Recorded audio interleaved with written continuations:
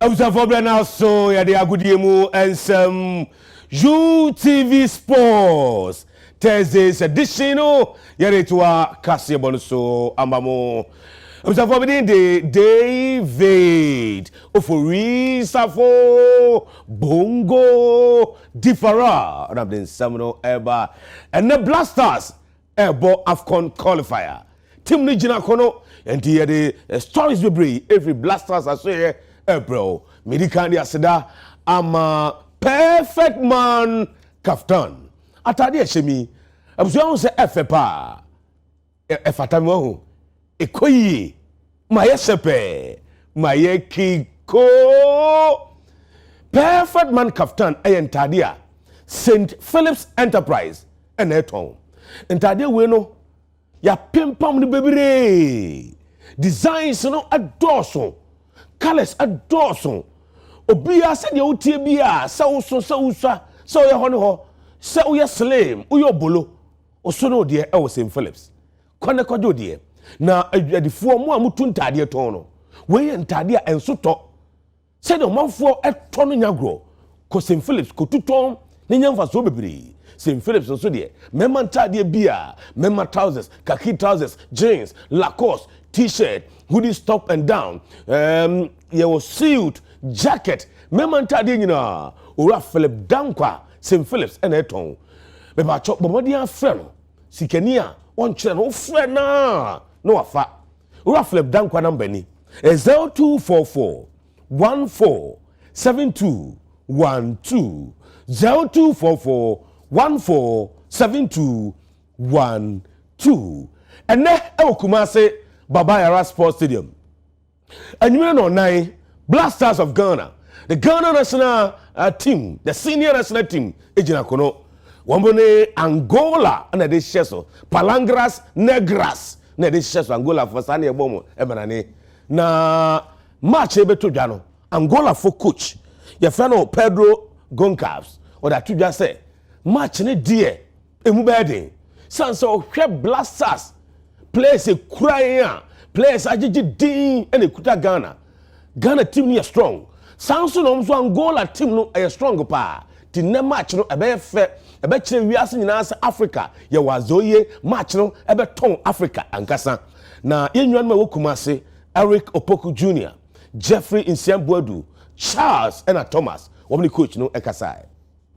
AFCON 2025 qualifiers no chance na Ghana Blasters yene the Palancas Negras of Angola and the Ebony our Baba Yara Sports Stadium. Enra Blasters mo final training our Baba Yara Sports Stadium. UTV yekopiem ho yene head coach edema Angola coach friend of Pedro Goncalves one ensem for to train komo amodin sem say etuja for game no. Really the last time it was tough, very tough for us because we lost in the last play of the match after set pieces with a lot of lucky for Ghana to finish on goal. But tomorrow is a different story, is a different moment. I think the both national teams are better right now. We grow a lot. By the moment, we are confident about the not only for the moment but for the future. So for tomorrow, for sure, will be a very tough match. But we expect to be here, play good football. For sure, the both teams have very good players with a good moment. So I feel will be a good promotion for African football tomorrow. Yegusawa AFCON qualifier and 4 p.m. Blasters and Angola they share no Blasters as so yekoi yene head coach Otuado Edin Komo osinne Blasters ebe share Angola na so match no enye easy enya habaira sabi abroa na adwo match ni mu be ye den ankasa yenti nsem a Blasters head coach Otuado odi tuja. Head coach and the Blasters of Ghana, Coach Otuado, and so Ekasai was game yani Angola Ebano, Ebeye 12, Nanso Ghana Yebedi Inkudim. Like always, and I think I said it the last time, I personally think there are no more like cheap games in Africa. All the teams have picked up, and Angola really quite impressive what they did the recent years with the coach Gonzalez. Very good tacticians. They led the AFCON group by 7 points. Meanwhile, Algeria and Burkina Faso was also in their group. They won the COSAFA Cup. I think they won their first stage match ever, I think. So it's been their most successful years with this coach, and it's going to be very tough. If you see their last results, also playing against Cameroon, a draw. They lost only by 1 goal to Nigeria, 1 goal to Morocco. Then you can see what quality this team have. They have players like, I don't know, Zito playing Cagliari in Serie A. They have Dupe in Portuguese league. They have a lot of players in the Portuguese league. They have Freddy, Manuel Benson playing in the championship. They have Nteke playing in Rayo Vallecano in La Liga. They have Clinton Mata in Lyon, just for you to see what caliber this opponent is. So it won't be easy for us. We have got good players as well, very good players. So I'm convinced that we can beat them, but it won't be easy.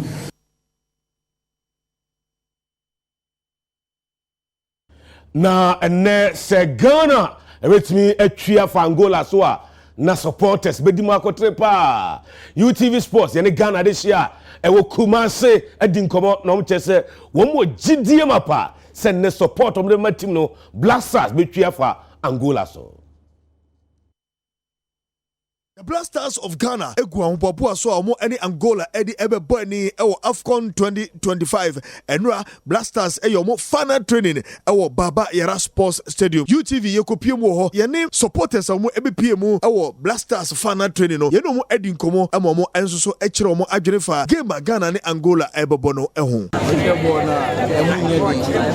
Ghana yebebo no pese bi emra ne ebebo stadium. Once somebody Baba Yara ne walk away, we are supporters. We are home to carry a person who remember now. And not say, I'm a 12 player, supporters. Now, argument now, we are in north, south, and east of the country. I must support them last time. The fact 3 points. Born in the municipality, so very true. First, the Nike, second, the farmers. Muslim,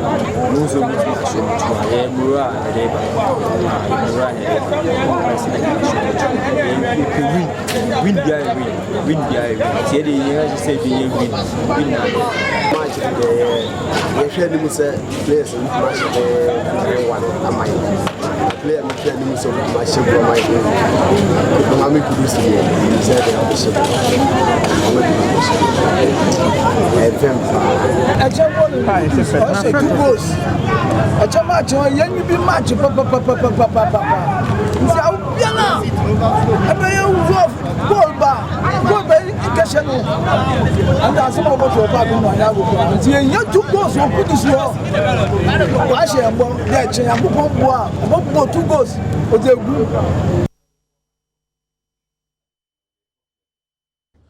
All right, yeah, to us so now yeah African Cup of Nations ebekoso next year Morocco qualifies maybe and Blasters and Angola and the Eshiches no na yehwe fixtures no ebi said the Africans matches no ebeko afa na be hu otihwe fidi no eso matches bebre na eba so na the Carthage Eagles of Tunisia national team and Madagascar that is so of a Central African Republic Ebesia Lesotho Sanso and the Desert Forces of Algeria and the Equatorial Guinea and the so when AFCON qualifiers and the Basso of a Ghana Blasters the Palancas Negras of Angola na the so a tough game pa 4 p.m. Kumasi Babara Sports Stadium Yabesha Santa Maya Moya Maniefe and Nemunko Babara Sports Stadium Monko support Blasters Guinea Bissau and so Ebesia Eswatini and also a tough game Basso Congo Brazzaville and ne Omni South Sudan and the so afi Malawi national team and now home omni Burundi and so at the Ebony when na AFCON qualifiers and ne yetumi atodwa Africa fa na nyina Abɛmfa mo nkɔ hockey agorɔ no emu. Na Dr. Ben Asante wano ye CU at Ghana Gas. Wano kroya na president at Ghana Hockey Association. Openi kese ja tu ja kyerɛ ohwe hockey agorɔ no sɛ de ekona agorɔ no wadache pa. Ghana titu ene se na nse nkramanta mu wo ade hockey league ehyehyɛ so na eye krabehwe eye fe pa. Yenti nsema Dr. Ben Asante, president Ghana Hockey Association. What did you do? This is a great initiative. Our aim really is to develop hockey, not just in Ghana, but in the whole of Africa. And steps being taken by the Greater Accra Hockey Association is just in the right direction. And Ghana Hockey Association is right behind them in this effort. When you see these young girls and boys actually playing hockey at this level, you can tell there's hope for continuity of the game within Ghana. So we're looking at 3 development pillars here. Yeah, indeed, facilities development and equipment are one of them. Then there's personnel development. So personnel development, we're looking at not just the playing body, but also the referees and the technical handlers as well.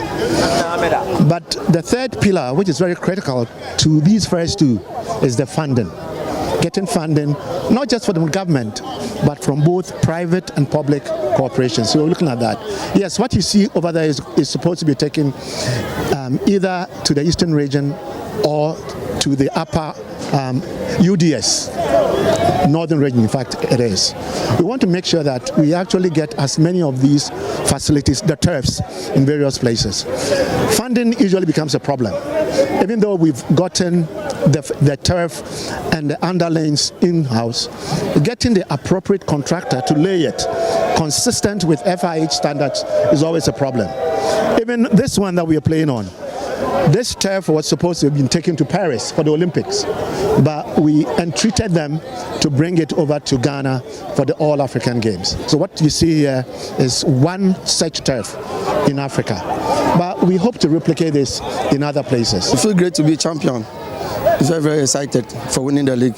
It's a strategy we map out from the beginning. The system that we are playing, that's the most important to us. The system that will help us win the league. Because I mean, even though they are tough, but they are not up to us, up to the standard for us. Before we went to South Africa, even though we were playing, but when we came back with the skills that we learned from there, it helped us to win the other matches. It was about teamwork and the zeal to take the trophy and conquer Africa as well. I think that's made us. Personally, I feel proud of myself, and I'm sure the other players also feel proud, because it wasn't easy starting from the first round, but here we are being crowned as the champions. Yeah, it feels good.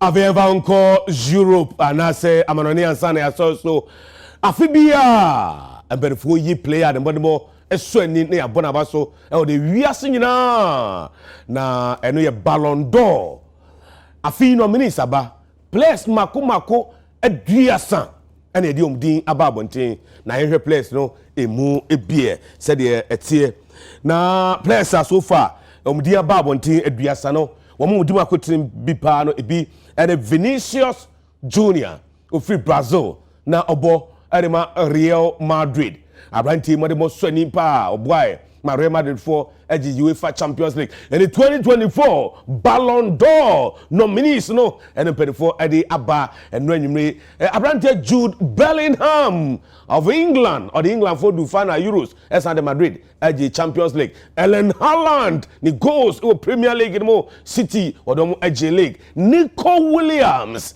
abranti ebo Alex Bilbao or the Spain eji Euros no abranti di come just 22 years. Vinicius Junior of Brazil and Real Madrid or a favorite so betimi winning this year. One more akano ebi Rodri of Man City one no be able ni this year or Sefata chance or the Spain for eji Euros no as the City J League. Harry Kane of Bayern Munich and England or also ni din ewumu or kanominis ne ho epa Samson Kylian Mbappe now PSG say about Real Madrid Madrid France for captain on so din edimu akotenpa yi Samson Antonio Rudiger of Germany and Real Madrid on so the din eka ho ebi we Ballon d'Or 30 players na penfodium din aba na 30 players no ohwe team a ni players do so pa Real Madrid nko players makomako 7 and ewomu we ono a Arsenal players 9